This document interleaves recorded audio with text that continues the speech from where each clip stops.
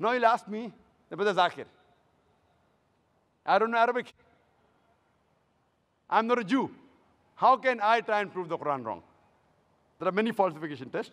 I'll give you one more, where anyone can take part. I started my talk by quoting a verse of the Quran from Surah Nisa, chapter number 4, verse number 82, which says, أَفَلَا يَتَدَبَّرُونَ الْقُرْآنَ وَلَوْ كَانَ مِنْ عِنْدِ غَيْرِ اللَّهِ لَوَجَدُوا فِيهِ اخْتِلَافًا كَثِيرًا.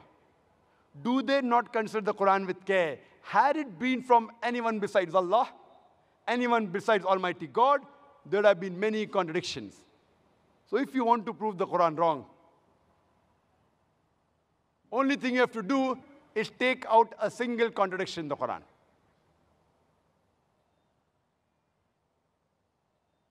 If anyone takes out a single contradiction in the Quran will be proved wrong. Not that people did not try. Many people tried. You go on the internet, you will find 1,000 contradictions.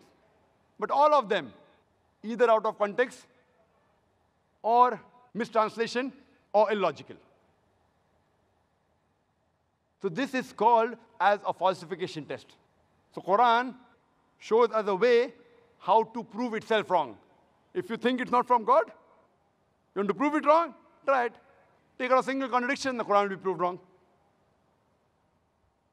This is called as the falsification test.